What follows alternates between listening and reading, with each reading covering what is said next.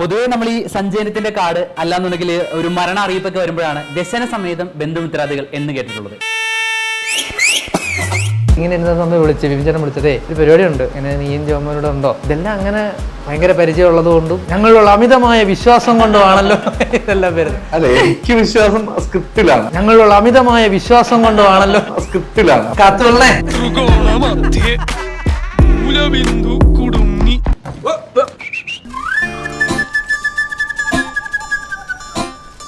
മലയാള സിനിമയിൽ ആദ്യമായിട്ടായിരിക്കും ഒരാള് പെട്ടിയെടുക്കാൻ എൻ്റെ റൂമിൽ വരുന്നു. തിരിച്ചിറങ്ങി പോകുന്നത് ഈ സിനിമയുടെ ക്യാമറാമാനായിട്ടാണ്. അപ്പു വന്നു പെട്ടിയെടുത്തിട്ട് അപ്പു വെള്ളോട്ട് ഇറങ്ങി കഥ കടഞ്ഞപ്പം അവനെങ്ങനെയുണ്ട്, അപ്പോൾ വിജയൻ ഓക്കെ എന്നാൽ പുറത്തോട്ട് പോയിട്ട് നേരെ ക്യാമറാമാൻ.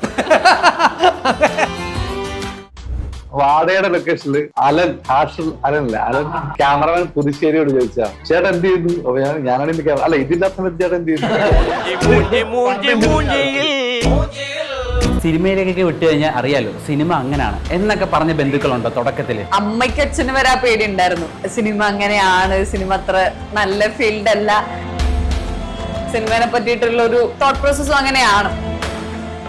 നമുക്കൊരു അവകാശവാദം ഉള്ളത് എനിക്ക് തോന്നുന്നത് ഈ സിനിമയിലെ സ്ലാങ് ട്രിവാൻഡ്രം എന്ന് നമ്മൾ പറയുമെങ്കിലും സാധാരണ ഇതുവരെയും അങ്ങനെ വന്നിട്ടുള്ളൊരു ട്രിവാൻഡ്രം അല്ല. ട്രിവാൻഡ്രത്ത് തന്നെ പല തരത്തിലുള്ള ശൈലിയുണ്ട്. രാജുവേട്ടൻ ചെയ്യുന്ന ലാലേട്ടൻ വെച്ച് ചെയ്യുന്ന മൂവിയുടെ റൈറ്റർ താങ്കളാണോ എന്ന് കൂടെ കേട്ടു. ഞാനിപ്പോ കുറച്ചും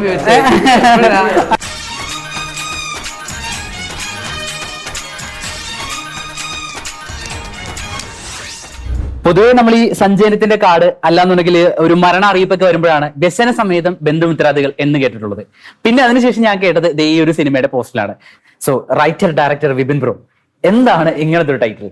വ്യസന സമേതം ബന്ധുമിത്രാദികൾ സിനിമ കണ്ടു കഴിഞ്ഞാൽ തീർച്ചയായിട്ടും ഇത് ഈ സിനിമയ്ക്ക് ഏറ്റവും ആപ്റ്റായിട്ടുള്ളൊരു പേരാണെന്നുള്ളത് എല്ലാവർക്കും മനസ്സിലാവും എന്നുള്ളതാണ്. ബന്ധുക്കളും മിത്രങ്ങളും ഒരു വീട്ടിലൊരു സംഭവം നടക്കുന്നു, അവിടേക്ക് ബന്ധുക്കളുടെയും മിത്രങ്ങളുടെയും ഇടപെടൽ കൊണ്ടുണ്ടാവുന്ന തമാശകളാണ് ഈ ചിത്രത്തിലുടനീളം. അനശ്വര, എങ്ങനെ ഉണ്ടായിരുന്നു നമ്മളെ ഷൂട്ടും പരിപാടികളൊക്കെ? നല്ല എക്സ്പീരിയൻസ് ആയിരുന്നു. പറഞ്ഞ പോലെ തന്നെ സിനിമ മൊത്തം നടക്കുന്നത് ട്രിവാൻഡ്രത്താണ്.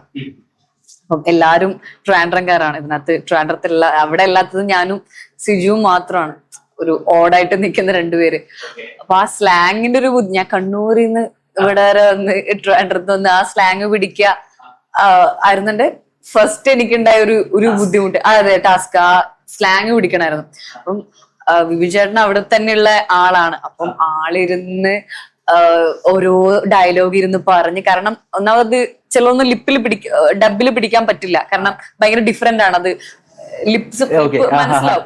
അപ്പം ആളിരുന്ന് ഓരോന്നും പറഞ്ഞ് ഓരോ ഡയലോഗും പറഞ്ഞ് ചിലതിനൊക്കെ പ്രോംപ്റ്റ് പോയി അങ്ങനെയായിരുന്നു ഓരോ ഡയലോഗും ഞാൻ പിടിച്ചുകൊണ്ടിരുന്നത്. സോ അതെനിക്കൊരു പുതിയ എക്സ്പീരിയൻസ് ആയിരുന്നു. So Siju bro and Joman bro, എങ്ങനെ ഉണ്ടായിരുന്നു നമ്മുടെ വ്യസന സമയത്ത് ബന്ധുമിത്രാദികൾ? വളരെ ശേഷം നമ്മൾ ഇപ്പോഴാണ് കണ്ടുകൊണ്ടേ. ഈ സിനിമ പെട്ടെന്നുണ്ടായതാണ്. എനിക്കത് ഈ പ്രൊഡക്ഷനിലായത് കൊണ്ടാണ് ഇത്ര സ്പീഡിലുണ്ടായത്. ബാക്കി എല്ലാ സിനിമകളും കുറച്ചിട്ടുണ്ടല്ലോ. ഇത് വിപിൻ ചേട്ടൻ ഈ പടം ഇഷ്ടപ്പെടുന്നു, പ്രൊഡക്ഷനും ഓണാവുന്നു, പിന്നെ എല്ലാം ഭയങ്കര സ്പീഡിലായിരുന്നു. ഒരു ദിവസം ഞാനും ജോമനുള്ള സമയത്ത് വിപിൻ ചേട്ടൻ വന്ന് കഥ പറയുന്നു.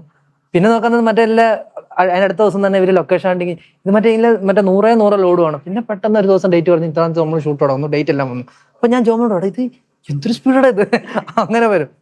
പിന്നെ സ്ലാങ് ബേസിക്കലി ഇതിനകത്ത് ഞങ്ങൾ രണ്ടുപേരുമാണ് ട്രിവാൻഡ്രം അല്ലാതെ ഓടായിട്ട് നിൽക്കുന്നത്. ബാക്കി എല്ലാവരും ഏകദേശം ട്രിവാൻഡ്രം ഇതുള്ളവരാണ്. അപ്പം വിപിൻ ചേട്ടൻ ആണെങ്കിൽ തന്നെയും എനിക്കറിയത്തില്ല, ആദ്യം ഞാൻ പത്തനംതിട്ട തന്നെ സംസാരിക്കാം എന്നുള്ള രീതിയിൽ തന്നെ ആയിരുന്നു. പക്ഷെ അത് പിന്നീട് ട്രിവാൻഡ്രത്തിലേക്ക് ആക്കി. എന്നിട്ട് ഈ വിപിൻ ചേട്ടൻ നൈറ്റ് നാളത്തെ സീൻ എൻ്റേത് വോയിസ് ആയിട്ട് എൻ്റെ വാട്സാപ്പിൽ അയച്ചു തരും. എൻ്റെ എങ്ങനെയാണെന്ന് ഇത് ചെയ്യുന്നത് അത് ഞാനിരുന്ന് കേട്ടിട്ട് അത് പഠിച്ച് അവിടെ അങ്ങനെയാണ് അത് ഒന്ന് സെറ്റ് ആയത്. പിന്നെ വിപിൻ ചേട്ടൻ്റെ ടീം കൂടുതലുള്ള ട്രിവാൻഡ്രം ആയതുകൊണ്ട് തന്നെയും അസിസ്റ്റന്റ് ആയിട്ടുള്ളവരെല്ലാം നമുക്ക് എന്തെങ്കിലും ഇതായിരുന്നു, ചേട്ടാ അത് അങ്ങനല്ല ഇങ്ങനെ, ബ്രോ അതങ്ങനല്ല ഇത് ഇങ്ങനെയാണെന്ന് കറക്റ്റ് ചെയ്യാനൊക്കെ എല്ലാവരും ഉണ്ടായിരുന്നു. ഇതൊരു വേറെ എക്സ്പീരിയൻസ് ആയിരുന്നു, അടിപൊളിയായിരുന്നു. സ്ക്രിപ്റ്റ് പറഞ്ഞതിന്റെ കൂടെ തന്നെ സ്ലാങ് കൂടെ പഠിപ്പിക്കേണ്ടി വന്നു. എങ്ങനെ പഠിപ്പിച്ചത്? ഒന്നാമത്തെ കാര്യം എനിക്ക് എൻ്റെ നാട്ടിലെ സ്ലാങ് ആണ്, അപ്പൊ അതിന് എനിക്കൊരു ഡൗട്ടേ ഇല്ല. പിന്നെ ഇവരെ അതിനകത്തേക്ക് കൊണ്ടുവരണം. അതിനകത്ത് അനശ്വര ആണെങ്കിലും കണ്ണൂരുകാരി ആണെങ്കിലും എറണാകുളം വരെ എത്തിയിട്ടുണ്ട് ഓൾറെഡി. പിന്നെ അവിടെ നിന്ന് ഇങ്ങോട്ട് പിടിച്ചാൽ മതിയായിരുന്നു. അവിടെ നിന്ന് കുറച്ച് ഇങ്ങോട്ട് പിടിക്കണം എന്നുള്ളതേ ഉണ്ടായിരുന്നു. അത് ഞങ്ങള് അത് പിന്നെ ഡബില് അങ്ങനെ നമുക്ക് ഒരുപാട് കറക്ഷൻസ് കൊടുക്കാൻ പറ്റുന്ന ഒരു പരിപാടിയല്ല. ലിപ്പിൽ അത് കിട്ടിയേ പറ്റുള്ളായിരുന്നു. അപ്പോൾ പലതും ഞാൻ തന്നെയാണ് അനശ്വരിക്ക് അവിടെ പ്രോംപ്റ്റ് ചെയ്തൊക്കെ കൊടുത്തത് ഷൂട്ടിംഗ് സമയത്ത്. അങ്ങനെയൊക്കെ ആയിരുന്നു. പിന്നെ സിജു സണ്ണി വലിയ ബുദ്ധിമുട്ടൊന്നും വരാതെ തന്നെ പിടിച്ചായിരുന്നു. ആദ്യം സിജു സണ്ണിയുടെ ക്യാരക്ടർ പത്തനംതിട്ടക്കാരനായാലും നമുക്ക് കുഴപ്പമില്ലായിരുന്നു. ട്രിവാൻഡ്രത്തെ ഹോസ്റ്റലിൽ നിൽക്കുന്ന ഒരാളായിട്ടാണ്. പിന്നെ ഞങ്ങളത് വേണ്ട, പുള്ളിയും കൂടെ ട്രിവാൻഡ്രംകാരനാക്കാം എന്ന് പറഞ്ഞിട്ട് അങ്ങനെ ട്രിവാൻഡ്രംകാരനാക്കി. അവിടേക്ക് വരുമ്പോ ജോൺ ബ്രോ എങ്ങനെയുണ്ടായിരുന്നു? ഭയങ്കര രസമായിരുന്നു ബ്രോ. പിന്നെ ഞാൻ ബിബിൻചേട്ടന്റെ ആദ്യത്തെ ഷോർട്ട് ഫിലിമില് അഭിനയിച്ച ആളാ. അങ്ങനെ കുറച്ച് നാൾ കഴിഞ്ഞിട്ട് നേരെ എറണാകുളത്തോട്ട് നമ്മുടെ ബിബിൻചേട്ടൻ എടുത്ത് വന്നു. പിന്നെ അവിടെ കുറച്ച് കാലം യൂട്യൂബും പരിപാടികളൊക്കെ കഴിഞ്ഞ് നിന്നിട്ട് നമ്മൾ സുപ്രഭാതത്തില് ബിബിൻചേട്ടൻ്റെ ഒരു കഥ ഉണ്ട് കേൾക്കാന്ന് പറഞ്ഞപ്പോഴത്തേക്കും ഇയാള് അവിടെ കഥയായിട്ട് വന്ന് നിൽക്കുന്നത്. അടിപൊളി. പിന്നെ അതില് എനിക്കൊരു നല്ല പരിപാടി ഉണ്ട്, സിജു ഉണ്ട്, നമ്മളെല്ലാരും ഉണ്ട്. പിന്നെ ഹാപ്പി പെട്ടെന്നാണ് ഓണായത്. അവിടെ എപ്പോഴും അപ്പം എന്തോ കാര്യത്തിന് നമ്മളൊരു ഫ്രണ്ട് ഉണ്ട്, പെട്ടിയെടുക്കാൻ വന്നാണ് ഇറങ്ങിപ്പോ. അതിന്റെ ഏറ്റവും മലയാള സിനിമയിൽ ആദ്യമായിട്ടായിരിക്കും ഒരാള് പെട്ടിയെടുക്കാൻ എന്റെ റൂമിൽ വരുന്നു. തിരിച്ചിറങ്ങി പോകുന്നത് ഈ സിനിമയുടെ ക്യാമറാമാനായിട്ടാ.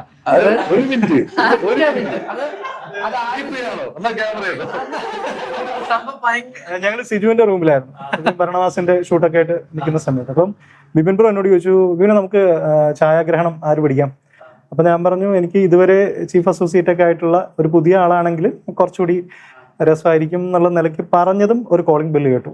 അത് പറഞ്ഞു തീർന്നതും തുറന്നപ്പോ അപ്പു, റഹീം അബൂബക്കർ എന്നാണ് പുള്ളിയുടെ പേര്, പുള്ളി അകത്തേക്ക് കയറുന്നു.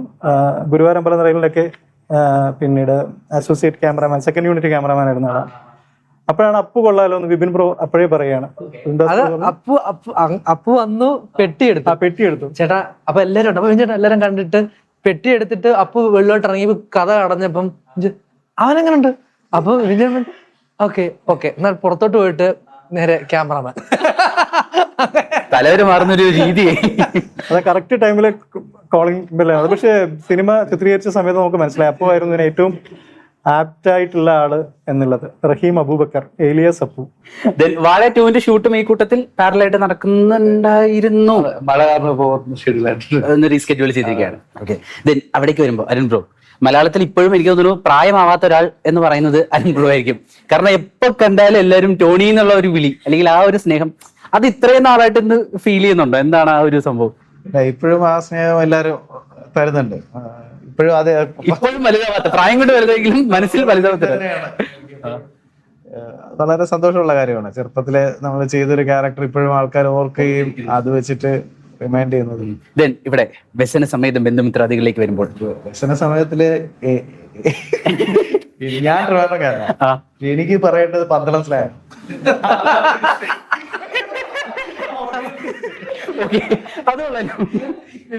വിളിക്കും പന്തളത്ത് ഇങ്ങനെ സംസാരിക്കുമോ? ഓക്കെ പിടിച്ചോ.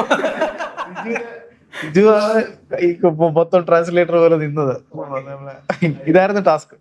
മൊത്തത്തിൽ അപ്പൊ സ്ലാങ് ആയിരുന്നു നമുക്ക് മൂവിയിൽ ഒരു ടാസ്ക് ആയിട്ടുണ്ടായിരുന്നു അല്ലേ? എനിക്കിപ്പം പന്തളം സ്ലാങ് സിജു ഉണ്ടായിരുന്നത് കൊണ്ട് ഡബിന്റെ സമയത്ത് ഞാൻ സിജുവിനെ വിളിക്കും. സിജു ഇത് ഓക്കെ അല്ലേ എന്ന് ചോദിച്ചിട്ടാണ് ചെയ്തത്. സോ ഞാനോട് ഇപ്പൊ നമുക്ക് മൂവിയുടെ ബാക്കി അപ്ഡേറ്റ്സ് ഒക്കെ വരുന്നേ ഉള്ളൂ. ജൂൺ 13-ാം തീയതിയാണ് റിലീസ് വെച്ചിരിക്കുന്നത്. സോ നമുക്ക് ചെറിയൊരു സെഗ്മെന്റിലേക്ക് കിടക്കാം.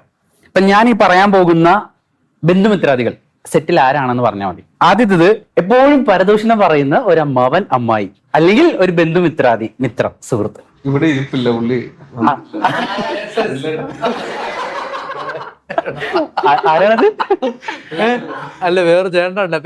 പേരൊന്ന് പറഞ്ഞു പേരൊന്ന് പറയാൻ ചേട്ടനുണ്ട്. ആളാണ് എപ്പോഴും പരദൂഷണം പറയുന്നത്. അല്ല സെറ്റിൽ പറഞ്ഞാൽ മതി. എല്ലാവരും സിംഗാണ്. 160 പേരുണ്ട് ഇവിടെ. നമ്മളെ 5 പേരേ ഉള്ളൂ. ഇപ്പോഴാണ് കുറച്ചുള്ളത്. നമുക്ക് പരദൂഷണം പറയാലോ കൂട്ടത്തിൽ. ഈ നമ്മുടെ സിനിമ സെറ്റില് എപ്പോഴും നന്നായി കൂടെ എന്ന് പറഞ്ഞ് മോശമായിട്ട് നടക്കുന്ന ഒരാളാരാണ്? എനിക്ക് അരുൺ ഡയറക്ടർ. അവരോട് എപ്പോഴും കറക്റ്റ് ചെയ്യും. അങ്ങനെയാണ്. ഓക്കെ, എന്ന് പറയും. സെറ്റ് അരുണിന്റെ ക്യാരക്ടറാണ് അങ്ങനത്തെ ഒരു ക്യാരക്ടർ. ഇതിനകത്ത് എന്നാൽ ഞാൻ ചെറിയൊരു ചേഞ്ച് വരുത്തട്ടെ. അതായത് നമ്മുടെ റിയൽ ലൈഫിലെ കുറച്ച് ബന്ധുമിത്രാദികളോട് നമുക്കൊന്ന് കണക്ട് ചെയ്താലോ? അങ്ങനത്തെ ഒരു എക്സ്പീരിയൻസ് ഉണ്ടോ എന്ന് മാത്രം ഷെയർ ചെയ്താൽ. എനിക്ക് തോന്നുന്നു പല സിറ്റുവേഷൻസിലും നമ്മളെ എന്താ പറയാ ഇൻസ്പയർ ചെയ്യുന്നതും അല്ലെങ്കിൽ ഡീമോട്ടിവേറ്റ് ചെയ്യുന്നതും ഈ പറഞ്ഞ ബന്ധുക്കളും മിത്രങ്ങളൊക്കെ തന്നെ ആയിരിക്കും. അപ്പൊ ഇനി പറയാൻ പോകുന്ന സിറ്റുവേഷൻസ് കണക്ട് ചെയ്തുകൊണ്ട് റിയൽ ലൈഫിൽ അങ്ങനത്തെ ഒരു ഇൻസിഡന്റ് ഉണ്ടോ എന്നുള്ളത് മാത്രം പറഞ്ഞാൽ മതി. ഓക്കെ, ചെറുതായിട്ട്. ഓക്കെ, അതായത് ഈ സിനിമയുമായിട്ട് മാത്രം നടന്നാൽ മതിയോ? ജീവിതത്തിൽ രക്ഷപ്പെടുവോ? എന്ന് ചോദിച്ച ഒരു ബന്ധുവോ മിത്രവോ ലൈഫിൽ ഉണ്ടായിട്ടുണ്ട്? ഉണ്ട്. ഇനി ഇത് അവസാനിപ്പിച്ചിരിക്കുന്നു. ഉണ്ട്. അതിലേക്ക് അല്ല, അതിന് ഏറ്റവും കോമഡി എനിക്ക് തോന്നിയത് വാടയുടെ ലൊക്കേഷനില് അലൻ, നമ്മുടെ ഹാഷൽ അലനല്ലേ, അലൻ നമ്മുടെ ക്യാമറമാൻ പുതുശ്ശേരിയോട് ചോദിച്ചാ ചേട്ടൻ എന്ത് ചെയ്യുന്നു? അപ്പൊ ഞാനാണ് ഇന്ന് ക്യാമറ, അല്ല ഇതില്ലാത്ത സമയത്ത് ചേട്ടൻ എന്ത് ചെയ്യുന്നു? ഇത് പാർട്ട് ടൈം ജോലിയാണ് അവര്. അപ്പൊ അവൻ വിചാരം റീൽ അടിക്കുന്ന പോലെ ഇത് ഷൂട്ട് ചെയ്തിട്ട് പോയിട്ട് വേറെ ജോലിക്ക് വന്ന ഒരാള്. ഞാൻ വേറെ ജോലി ചെയ്തു ചോദിച്ചത്, ഇതെന്റെ ജോലിയാണ്. അങ്ങനത്തെ ഒരു സംഭവമാണ് പൊതുവെ ഈ ക്യാമറമാൻ. പിന്നെ നമ്മള് ആർജേസും പൊതുവെ ഫേസ് ചെയ്യുന്ന ഒരു ചോദ്യം അതാ, ഇതില്ലാ സമയത്ത് നിങ്ങൾ എന്ത് ചെയ്യുന്നു? ആ ഒരു ചോദ്യം പൊതുവെ ഉണ്ടാവും. ഓക്കെ, ഇനി ഇതല്ലാതെ ഐശ്വര്യ ലൈക്ക് ഈ പറഞ്ഞ പോലെ സിനിമയിലേക്കൊക്കെ വിട്ടു കഴിഞ്ഞാൽ അറിയാലോ സിനിമ അങ്ങനെയാണ് എന്നൊക്കെ പറഞ്ഞ ബന്ധുക്കളുണ്ടോ തുടക്കത്തില്? പിന്നെ തീർച്ചയായിട്ടും ഉണ്ട്. അതിനെങ്ങനെയായിരുന്നു ഡീൽ? ഈവൻ എന്റെ അമ്മയ്ക്ക് അച്ഛന് വരെ ആ പേടി ഉണ്ടായിരുന്നു, സിനിമ അങ്ങനെയാണ്, സിനിമ അത്ര നല്ല ഫീൽഡ് അല്ല എന്ന്. അതെല്ലാം ഞങ്ങൾ നാട്ടുമ്പുറത്ത് നല്ല അകത്ത് നിന്ന് വരുന്ന ആൾക്കാരാണ്. അപ്പൊ സോ സിനിമയെ പറ്റിയിട്ടുള്ള ഒരു തോട്ട് പ്രോസസ്സും അങ്ങനെയാണ്. പിന്നെ എത്തിയ ശേഷമാണ് മനസ്സിലായ അങ്ങനെയല്ല, അങ്ങനെ ഒരിക്കലും അല്ല എന്ന് മനസ്സിലായ. എന്റെ വീട്ടിൽ തന്നെ ആ ഒരു പേടി ഉണ്ടായിരുന്നു. വിപിൻ ബ്രോ, ആദ്യത്തെ സിനിമ അത്ര ശ്രദ്ധിക്കപ്പെടാതിരുന്ന സമയത്ത് ആദ്യത്തെ സിനിമ ശ്രദ്ധിക്കപ്പെട്ടില്ലല്ലോ, അല്ലെങ്കിൽ അത് അത്രയും നമ്മൾ പ്രതീക്ഷിച്ച ഒരു രീതിയിലേക്ക് പോയില്ലല്ലോ. ഇനി ഈ സിനിമയായിട്ട് നടക്കണോ എന്ന് ചോദിച്ചിട്ടുള്ള ആളുകളുണ്ടോ ലൈഫിൽ? ചോദിച്ചിട്ടില്ല, അങ്ങനെ ചോദിച്ചില്ല. ചോദിച്ചിട്ടില്ല, ചോദിക്കില്ല, ഇനി ഒട്ടും ചോദിക്കില്ല. ചോദിക്കാൻ അവസരം കൊടുക്കുന്ന ആളല്ല. ഞാൻ അവരുടെ മുന്നിൽ പോവാ. ഓക്കെ, ബാക്ക്ഗ്രൗണ്ട് ഇനി പറഞ്ഞാല് ബന്ധുക്കളും മിത്രങ്ങളും ഒക്കെ ആയിരിക്കും ചിലപ്പം നമ്മുടെ മുമ്പിൽ ചിലപ്പോൾ അവർ ഭയങ്കര പോസിറ്റീവായിട്ടൊക്കെ പറയുമായിരിക്കും, പക്ഷെ ബാക്ക്ഗ്രൗണ്ടിൽ ചിലപ്പോൾ പറയുന്നത് വേറെ പലതൊക്കെ ആയിരിക്കും. പിന്നെ നമ്മളത് മൈൻഡ് ചെയ്തിരിക്കുക എന്നുള്ളതാണ്. നല്ല അനുഭവം ഉണ്ടല്ലേ? ഉറപ്പായിട്ടും, സ്വാഭാവികം. വിപിൻ ബ്രോ, നമ്മുടെ ഈ ഒരു പ്രൊഡക്ഷൻ ഹൗസിന്റെ കാര്യം വരുമ്പോഴേക്കും അതിന്റെ പേര് ഭയങ്കര ഇൻട്രസ്റ്റിംഗ് ആയിട്ട് തോന്നി. ഒരു ഔട്ട് ഓഫ് ദി ബുക്സ് പോലെ ഫീൽ ചെയ്തു. അതായത് ലൈക്ക് അല്ലെ, അത് ചേർത്ത് വായിക്കുമ്പോൾ വിപിൻ ദാസ് എന്ന് തന്നെ വരുന്നുണ്ട്. അതൊരു ഡയറക്ടർ ബ്രില്യൻസ് ആണോ? അല്ല, വാഴയുടെ സമയത്ത് നമ്മുടെ പ്രൊഡക്ഷൻ ടീമിന് മൊത്തം വിപിൻ ദാസ് പ്രസൻസ് എന്ന് വയ്ക്കണം, പക്ഷേ പറ്റും. അതിപ്പോ ഈ പടത്തിൽ അവർ പറയുന്നുണ്ട്. അപ്പൊ ഞാൻ ഒരു എന്റെ പേരെടുത്ത് വിപിൻ ദാസ് പ്രസൻസ് വയ്ക്കാൻ ആഗ്രഹിക്കുന്നില്ല. അപ്പൊ അതിനൊരു പോസ്റ്റർ എടുക്കും, ഞാനത് വേണ്ടെന്ന് പറയും. ഒരു വേറെ പല രീതിയിൽ വിപിൻ ദാസ് എന്ന് എവിടെയെങ്കിലും എഴുതണം എന്നുള്ള സാധനം അവർ പറഞ്ഞുകൊണ്ടിരുന്നു. അപ്പൊ അവസാനമാണ് ഞാൻ എന്നതിന് ഇതിങ്ങനെ എഴുതാം, രണ്ടുപേർക്കും തെറ്റില്ലാത്ത രീതിയിൽ ഇങ്ങനെ ആക്കാവുന്ന ഒരു തീരുമാനത്തിൽ ആ പേര് അങ്ങനെ ഒരു കൊറിയൻ സ്റ്റൈലില്. അങ്ങനത്തെ എനിക്കൊരു എന്റെ പേരിങ്ങനെ എഴുതി കാണിക്കുന്നതിൽ ഒരു ചമ്മലുണ്ട്. അപ്പൊ അതുകൊണ്ട് ഞാൻ അങ്ങനെ ആക്കിയതാണ്. ഓക്കെ, പക്ഷെ കൊള്ളാം, ഭയങ്കര വെറൈറ്റി ആയിട്ടുണ്ട്. അല്ല, വെറൈറ്റി ആക്കാൻ ചെയ്തത് ഒളിച്ചിരിക്കാൻ.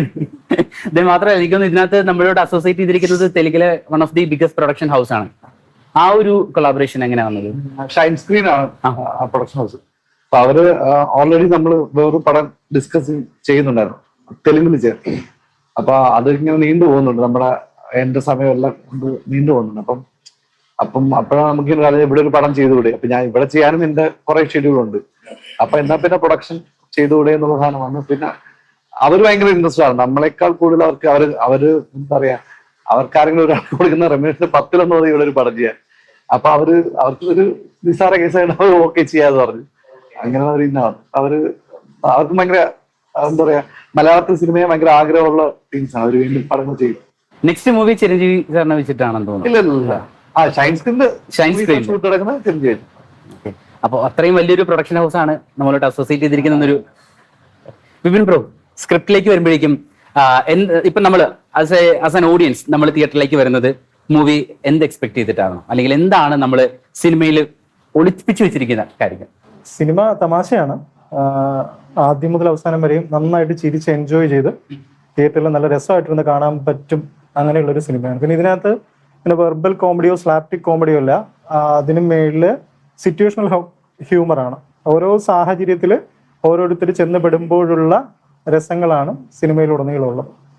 അങ്ങനെയുള്ള തമാശകളാണ് ഇതിനകത്ത്. ഈ പറഞ്ഞാൽ എനിക്കൊന്ന് ഒരുപാട് മുഖങ്ങളെ നമ്മൾ മൂവിയിൽ ഇൻക്ലൂഡ് ചെയ്തിട്ടുണ്ട്. പനശ്വരൻ നേരത്തെ പറഞ്ഞു, ഇപ്പൊ ചിലപ്പോൾ ഒറ്റ ഫ്രെയിമിൽ വന്നു പോകുന്ന ആളായിരിക്കും, പക്ഷെ ആള് രജിസ്റ്റേർഡ് ആവും എന്നുള്ളത്. അതൊക്കെ നമ്മൾ നേരത്തെ ഒരു ഡയറക്ടർ ബ്രില്യൻസ് പോലെ നേരത്തെ സെറ്റ് ചെയ്താണോ? അല്ല, ആ കഥയ്ക്ക് അത് ആവശ്യമാണ് എന്നുള്ളത് കൊണ്ടാണ്. ആ കഥയിൽ അങ്ങനെയാണ്.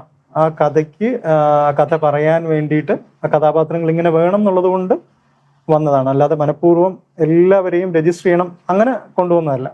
കഥ അത് ഡിമാൻഡ് ചെയ്യുന്നുണ്ട്. അങ്ങനെ എല്ലാവരിലും കൂടി പോകുന്ന സംഗതിയാണ്. പരസ്പര ബന്ധമില്ലാത്തവരാണെങ്കിലും ഒരാൾ ചെയ്യുന്ന പ്രവൃത്തി മറ്റൊരാളെയും ബാധിക്കുന്നുണ്ട്. അങ്ങനെ ഒരു ക്യുർക്കി വേയിലാണ് അതിന്റെ കഥ പോകുന്നത്. അതുകൊണ്ടാണ് അതങ്ങനെ വന്നത്.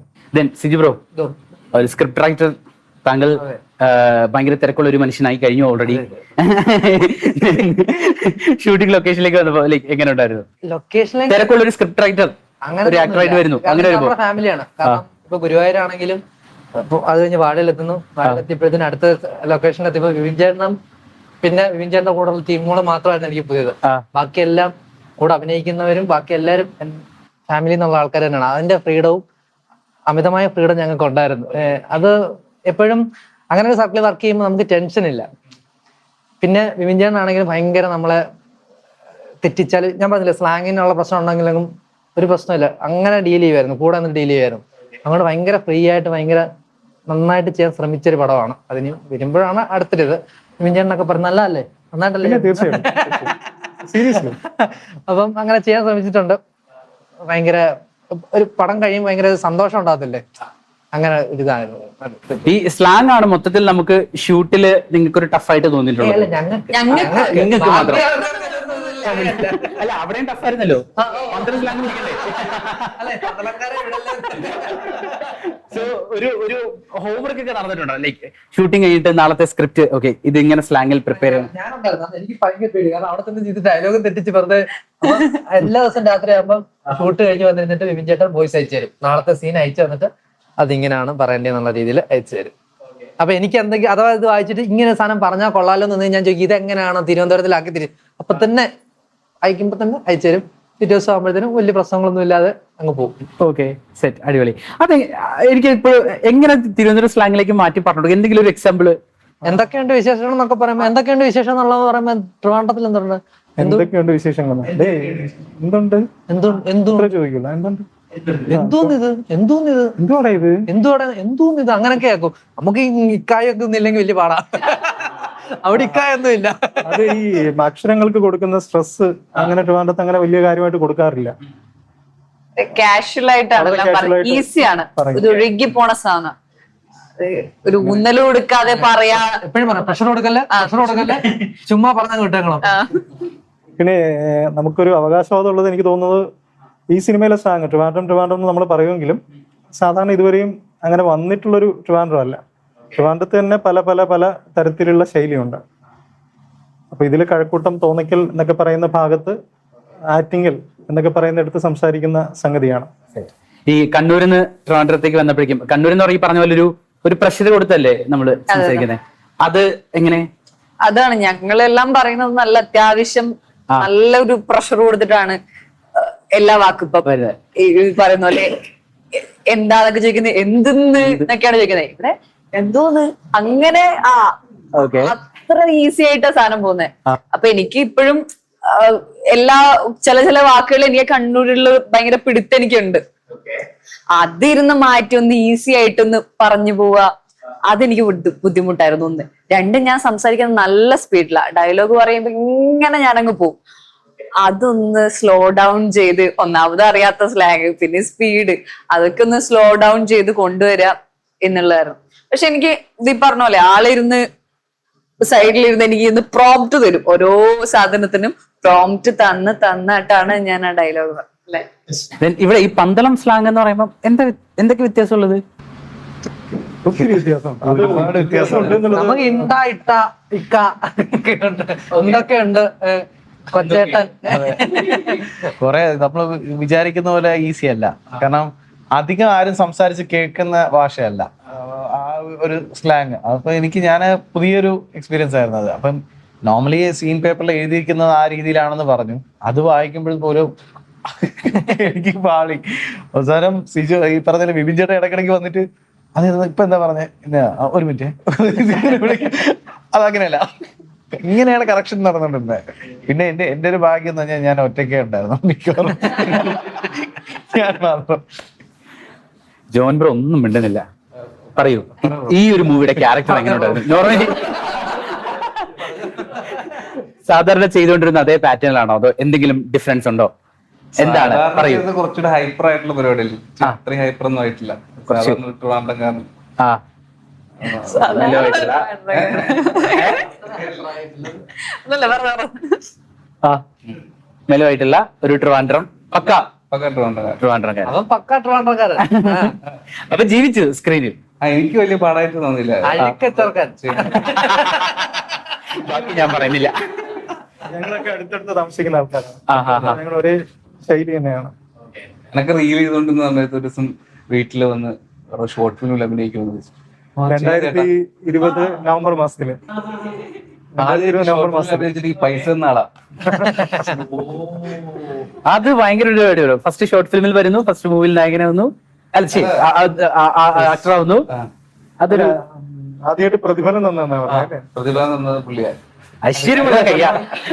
ഐശ്വര്യമുള്ള കൈയാണ്. അതെ, സെറ്റ് അടിപൊളി. പിന്നെ ഈ റീലിനെ കുറിച്ച് പറഞ്ഞപ്പോഴേക്കും മല്ലികാമ്മയായിട്ടുള്ള ഒരു റീൽ ഷൂട്ടൊക്കെ അത് യൂട്യൂബിൽ വീഡിയോ വന്നല്ലോ. അതിന്റെ ഒരു എക്സ്പീരിയൻസ് ഒക്കെ എങ്ങനെ ഉണ്ടായിരുന്നു? നല്ല രസാളുടെ ഷൂട്ട് ചെയ്യാൻ. മല്ലിക ചേച്ചി നല്ല രസമായിട്ട് സംസാരിക്കുന്ന ഒരു അങ്ങനെ ഒരു ക്യാരക്ടറാണ്. തീർച്ചയായിട്ടും അത്രയും എക്സ്പീരിയൻസ് തീർച്ചയായിട്ടും ഞങ്ങൾക്ക് ഗുണം ചെയ്തു. അതുപോലെ ബൈജു ചേട്ടൻ, ബൈജു സന്തോഷ്, അദ്ദേഹത്തിന്റെ എക്സ്പീരിയൻസ് അതൊക്കെ വലിയൊരു കാര്യമായിരുന്നു. ഞങ്ങൾ ഇപ്പൊ അവര് തന്നെ ഒരു സീൻ ചെയ്യുന്നതിന് മുന്നേ വളഞ്ഞിരുന്നിട്ട് എല്ലാ ആക്ടേഴ്സിനെയും വിളിച്ചിരുത്തിയിട്ട് അവരൊരു റിഹേഴ്സൽ നോക്കും. റിഹേഴ്സൽ നോക്കി പക്കയായിട്ടാണ് അവർ വരുന്നത്. ബൈജു ചേട്ടൻ ഉള്ളപ്പോഴൊക്കെ അങ്ങനെയായിരുന്നു. അതൊക്കെ വളരെ നൈസായിരുന്നു. അതുപോലെ എന്തെങ്കിലും ഒരു സംഗതി ആഡ് ചെയ്യണം എന്നുണ്ടെങ്കിൽ അത് സ്ക്രിപ്റ്റിൽ എഴുതണം. അത് എഴുതി അതെവിടെയാന്ന് എഴുതി എല്ലാവരും അത് ബോധ്യപ്പെടുത്തിയിട്ടൊക്കെയാണ് ആ ഒരു സ്കൂൾ. അതും ഞങ്ങൾക്കൊക്കെ ഒരു എക്സ്പീരിയൻസ് ആയിരുന്നു തീർച്ചയായിട്ടും.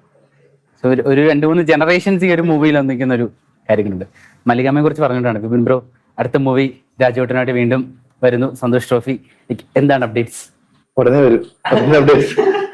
ഷൂട്ട് തുടങ്ങിയിട്ടില്ല. ഷൂട്ട് അതിന് കൂടെ ഞാൻ വേറെ കാര്യങ്ങൾ കേട്ടു. രാജുവേട്ടൻ ചെയ്യുന്ന, ലാലേട്ടൻ വെച്ച് ചെയ്യുന്ന മൂവിയുടെ റൈറ്റർ താങ്കളാണെന്ന് കൂടെ കേട്ടു. ആര് പറയും? അങ്ങനത്തെ സംഭവം ഒരു വർത്തമാനം എങ്ങനെ കേൾക്കുന്നു? എന്താണ് ഞാൻ കേട്ടു ഞങ്ങൾക്ക് അറിയണം. അങ്ങനെ സംഭവമേ ഇല്ല. അത് ആരാ പറയുന്നുണ്ട്? ഇല്ല, കുറെ ന്യൂസ് വരുന്നുണ്ട്. ഓക്കെ, അങ്ങനത്തെ സംഭവം ഇല്ല. സർപ്രൈസ് ആയിട്ട് വെച്ചേക്കോളാം. ഉള്ളത് എഴുതി തീർന്നിട്ടില്ല. ഓക്കെ, ഈ വാഴ 2ന്റെ റിലീസ് എപ്പോഴത്തേക്ക് നമ്മൾ പ്ലാൻ ചെയ്യുന്നത്? ഷൂട്ട് കഴിഞ്ഞിട്ട് അത് തീരുമാനിക്കുള്ളൂ. അപ്പൊ ഷൂട്ട് കുറെ ഉണ്ട്, കുറച്ച് ദൂരം സമയമെടുക്കും. മഴ കാരണം നമ്മൾ മഴയും മാത്രമല്ല കുറെ ഷെഡ്യൂൾസ് ഉണ്ട്. അപ്പം ഇപ്പം മഴ കാരണം ബ്രേക്ക് ചെയ്തിരിക്കുക. അതിനൊരു 5-6 ദിവസം കഴിയുമ്പോൾ വീണ്ടും തുടങ്ങും. ഓക്കെ, പിന്നെ ജൂലൈ ഓഗസ്റ്റ് ഒക്കെ വീണ്ടും ഷൂട്ടുണ്ട്. അപ്പൊ ഒരു നവംബർ ഡിസംബർ ഒക്കെ പ്രതീക്ഷിക്കാൻ തോന്നുന്നു. നവംബർ ഡിസംബർ ഒക്കെ ആകുമ്പോഴേക്കും എക്സ്പെക്ട് ചെയ്യാം. ദെൻ അൽഫോൺസ് പുത്രനും കൂടെ നമ്മുടെ കൂടെ ജോയിൻ ചെയ്തു എന്നൊരു അപ്ഡേഷൻ കൂടെ കേട്ടു. ലൈക്ക് എങ്ങനെയുണ്ട്? നല്ല രസമുണ്ട്. അൽഫോൺസിനോട് വർക്ക് ചെയ്യാൻ എല്ലാവർക്കും ഭയങ്കര ഇൻട്രസ്റ്റ് ആണ്. സെറ്റ് മൊത്തം അൽഫോൺസ് വരുമ്പോൾ ഒരു എക്സൈറ്റഡ് ആണ്. രസമുണ്ട്. നമ്മൾ ചെയ്തത് നല്ല രസമുള്ള ക്യാരക്ടറാണ്. ഈ കാസ്റ്റിംഗ് എങ്ങനെയായിരുന്നു? അപ്പം ലൈക്ക് ഇവരിലേക്ക് എത്തിപ്പെടുന്ന ആ ഒരു പ്രോസസ്. അത് പറയുകയാണെങ്കിൽ ഞാൻ ശരിക്കും 2022 മുതൽ ഈ സ്ക്രിപ്റ്റ് ആയിട്ട് ഇങ്ങനെ ശ്രമങ്ങൾ നടത്തുകയാണ് പ്രൊജക്റ്റ് ആക്കി മാറ്റാൻ വേണ്ടിയിട്ട്. 2024 ഒക്ടോബർ മാസത്തിലാണ് വിപിൻദാസ് ബ്രോന്റെ അടുത്തേക്ക് അസീസ് നെടുമങ്ങാട് വഴി ഞാൻ എത്തുന്നത്. ഒക്ടോബറിൽ എത്തുന്നു, നവംബറിൽ ഞങ്ങൾ ഷൂട്ട് തുടങ്ങുന്നു. അവിടെ അങ്ങോട്ട് ഒക്ടോബറിൽ അവിടെ എത്തിക്കഴിഞ്ഞിട്ട് പിന്നെ ഭയങ്കര വേഗത്തിലായിരുന്നു. അൻഷരെ വിളിക്കുന്നു, സിജു സണ്ണി ജോമോനെ വിളിക്കുന്നു, അരുണിനെ വിളിക്കുന്നു, അസീസ് നെടുമങ്ങാട്, നോബി മാർക്കോസ്, ബൈജു സന്തോഷ്, മല്ലിക സുകുമാരൻ, പിന്നെ ബാക്കിയെല്ലാം ഞങ്ങളുടെ ട്രിവാൻഡ്രംകാരായിട്ടുള്ള ആർട്ടിസ്റ്റുകളാണ്. ഈ ക്യാമറമാൻ വളരെ ആക്സിഡന്റലി കൂട്ടത്തിൽ ചേർന്നതാണ് എന്ന് കേട്ടല്ലോ. അതേപോലെ ആക്സിഡന്റലി മൂവിയുടെ കൂടെ ചേർന്നത് ആരൊക്കെയാണ്? വേറെ അങ്ങനെ എന്തെങ്കിലും ഉണ്ടോ? ഒട്ടും പ്രതീക്ഷിക്കാതെ അൺഎക്സ്പെക്ടഡ്ലി. അല്ലെ, ഈവൻ ഗുരുവായൂരാണെങ്കിലും വാഴയൊക്കെ ആണെങ്കിലും ഞാനൊക്കെ ആക്സിഡന്റ് ഗുരുവായൂരിന്റെ ഇടയ്ക്ക് ചുമ്മാ ഒരു ദിവസം ബ്രേക്ക് ഇടയ്ക്ക് ചോറിനോണ്ടിരുന്നപ്പം അന്ന് പറഞ്ഞു വാഴ എന്ന് പറഞ്ഞൊരു പഴയൊരു കഥയുണ്ടോ ഇങ്ങനെയൊക്കെ പറഞ്ഞിട്ട് അന്ന് പോയത്. അന്ന് ഞാനും ജോമോനെ പോയി. ഇതൊക്കെ നമ്മളെ വെച്ച് വിഭജനം പോയതിനു ശേഷം നമ്മൾ ചെയ്താൽ മതിയായിരുന്നു എന്ന് പറഞ്ഞിട്ട് ഒരു ദിവസം രാത്രി വിളിച്ചിട്ട് നമ്മൾ വാഴ ചെയ്യുന്നു. നിങ്ങളൊക്കെയാണ് ആൾക്കാർ ആക്സിഡന്റലി വന്നതാണ്. അതേപോലെ തന്നെയാണ് ഒരു ദിവസം ഇത് ഇങ്ങനെ ഇരുന്ന് വിളിച്ച് വിഭജനം വിളിച്ചതേ ഈ പരിപാടി ഉണ്ട്, ഇങ്ങനെ നീയും ജോമോനോട് ഉണ്ടോ? ഞാൻ പറഞ്ഞു ഞാനിപ്പോ എന്താ ചെറിയ പരിപാടി. അങ്ങനെ ആദ്യത്തെ ഇതിലായിരുന്നു സന്തോഷം. ഇതെല്ലാം അങ്ങനെ ഭയങ്കര പരിചയമുള്ളത് കൊണ്ടും ഞങ്ങളിലുള്ള അമിതമായ വിശ്വാസം കൊണ്ടാണ്. അല്ല, എനിക്ക് വിശ്വാസം സ്ക്രിപ്റ്റിലാണ്. അപ്പം അതൊക്കെ